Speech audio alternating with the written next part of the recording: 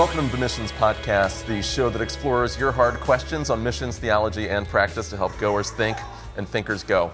I'm Alex Kochman, Director of Communication. What is my job title today? It just changed, actually, yes. So I'm kind of getting tongue-tied. Director of Communications and Media for ABWE, and joined by Scott Dunford, pastor of Redeemer Church in Fremont, California, and our new friend, Kevin DeYoung. Good to be with you. Pastor of Christ Covenant Church, right here where we are, right live here from the Radius International Missiology feel Conference. The Presbyterian aura But about That's right, we're Baptists and we're here, and it's okay. Yeah. We're You're in making North this work. Carolina, Nobody's burning anyone yet. but you'll always be Michigan to us. So, yeah, well, so we pastored in churches we very did, close right to each down other. the road from each other. It'll be a long time before I will have pastored more here than in Michigan. Yes. So it's really good to have you. Yeah.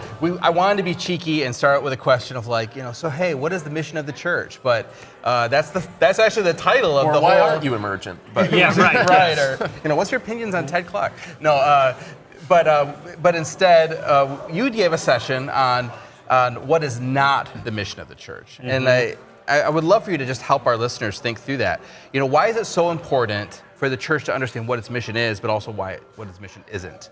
So it is really important because it's really easy to talk about what mission is and find very little disagreement. I mean, if you talk about the Great Commission, there's very few not Great Commission church. I mean, there are in reality, but everyone likes the Great Commission. So to just say we want to make disciples, we want to evangelize, of course, thumbs up. But to then say, well, what does that mean we're not doing? We're not making our priorities? The business guru guy, Peter Drucker, famously said, you don't have priorities until you have posteriorities. So if this is your prior, your posterior is here, meaning if you have 10 priorities, you don't have 10 priorities. And if you have something first, that's not really a priority unless there's some things you're not going to do. So that's the hard part about missions. It's not saying all the wonderful things we like to do, but what does it mean then we're going to say no to really good things? So in this session, mercifully I won't give the talk again, but I just went to a few different passages. Genesis 12, for example. Great mission text about being a blessing, but how are the nations blessed? It's not because the patriarchs went out and had some blessing strategy for human flourishing, but Paul connects that text to say when you have faith in Abraham, you're blessed. Or Jesus' first day of ministry in Nazareth in Luke chapter 4. Great text about Jesus in ministry. People say, well, there he was social liberator, transformer of social structures. He preached good news to the poor. But pay attention to the verbs there. They're proclamation verbs. He came to announce something. And the poor, we see later in Luke chapter 4, we got the widow of Zarephath. She was material poor. And then you have the other example, Naaman, the Syrian general, who was rich, elite. He was a Twitter blue check mark. He was a card-carrying member of big Assyrian Eva. And Jesus... Never heard it put that way before. Yeah, right. And Jesus said, well, he's poor because he's poor in spirit. Right. And then just John 20, the Great Commission text there where Jesus says, as I was sent, so I send you. And John Stott famously said, our mission, the Great Commission, is to serve. Well, again, how did Jesus serve? He served to give his life as a ransom for many, and even his acts of compassion, which were many, and we love them, and the church will be engaged in some of those, yet they were all for the purpose of bringing people to understand who he is. So there's never an example in the Gospels of Jesus going on a healing tour, an exorcism tour. He goes on a preaching tour, and he does those things to corroborate who he is and move by compassion.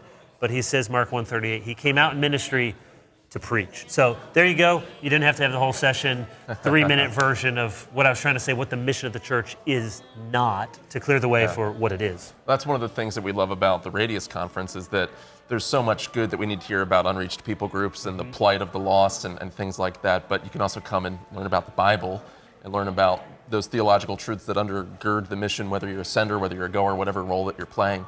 But thinking specifically about the goers a little bit. So you wrote a book that was kind of a Nike ripoff a little bit, but not quite, right? Yeah. Encouraging, I think particularly millennials to kind of get off your duff and do something, for the Lord and stop, sort of navel gazing about what God's will is for your life. Go and do something, and hopefully something on mission in some way. It's been a few years since that book, and there's different ways in which Generation Z is distinguished from millennials and from Gen X, and there's nuances there. The generation turnover is a lot quicker. So there's a lot of young people at this conference, a lot of people that are like, yeah, I want to engage in missions, that's why I'm here, but how would you maybe counsel differently a Gen Zer who's maybe thinking about missions, maybe not yet thinking about missions at all, based on some of the things that you've written and said? I've got kids in that age group. I've got college-age kids. Yeah. Personal and for you. sometimes I'm saying to them, don't do something. Right. Wait a little bit, Right. So I'm just curious, we're thinking, like, what would you write 10 years later? Yeah, because that book came out, over 12 years or something now. And when I wrote it, I was kind of writing to my own generation. Of course, now I got a kid going off to college too. And so certainly nobody mistakes me for being young. DeYoung, haha. But I think I get that all the time. How does it feel to be de-old now? Right. But I think you're right. It's still a message that certainly a lot of people, I do think, need to hear. The just do something. Okay, you're confused about God's will, or just in cycles of inactivity, because doing nothing often it feels safer than doing something. Mm-hmm. To do something means we make a decision, we cut off other options. So all of that's true, but I think you're right. There is something in the generation of some of our older kids, and who maybe have a zeal for, they've caught in the bug for social justice or mission broadly conceived, and yet what here at the Radius Conference is so good at is saying, that's great, but zeal with knowledge. And especially when we talk about global mission, don't just take, hey, you're kind of awkward and not making it here in your home country, go somewhere else and you'll be great, what Max Stiles calls transformation by aviation. Get in a tube of a plane and you'll become a different person. Yeah. So to those folks, you do want to say, hey, slow up, get involved in your local church, let people around you who know you, who can see what you're like, confirm what sort of gifts you have, training you have. So the task is urgent in one sense, but it's urgent for the right sort of people, and we want to make sure, and the best place to test out those gifts and see that you have the Christian maturity, because it's fruit even more than gifts, is to be in the local church and be around people who know you and love you and can speak the truth. So our last question, speaking of local church. Yeah. So We're in one right now. Right, you're in Yes, your local church right right. now. You pastored in Michigan, you pastored in North Carolina, two very different places, and yet I think some of the principles you're talking about are really transcultural and even applied to the mission field. So what would you say to pastors who are listening to say, hey, if we're going to train this next generation of missionaries, here's the things that you can start doing in your preaching, in your teaching, in the way you're equipping people for ministry, to actually help them to do not just something, but to do the right things. Right. So when I think about some of the things that I've written, maybe if there's a theme around a lot of the books, it's you don't have to make Christianity more complicated than it is. It's both easier and harder than we think. It's harder than we think in that we all have a lot of sin and we need to die to self and constantly repent. But it's easier in that God isn't asking you to have supernatural visions before you go do something or even go to the mission field. God isn't asking you to be an expert in every single thing. So the first thing I would say is you think about how could pastors, train up people to go to the mission field? It's ordinary, mature, healthy Christians. Are you somebody who loves God and your neighbor, who loves the Bible, who has an understanding of the gospel, who is well-formed theologically? It's what Paul told Timothy, keep a close watch on your life and on your doctrine. So before we think about what sort of special ninja skills you need to have to go to the mission field, are you a mature Christian who knows your Bible, knows theology, can interact with people, is not awkward, the sort of person we would love to have here? So the main thing I'd want pastors and church leaders to hear is, are you modeling that? Two, are you cultivating a kind of culture in your church to do that? And are you preaching toward that end?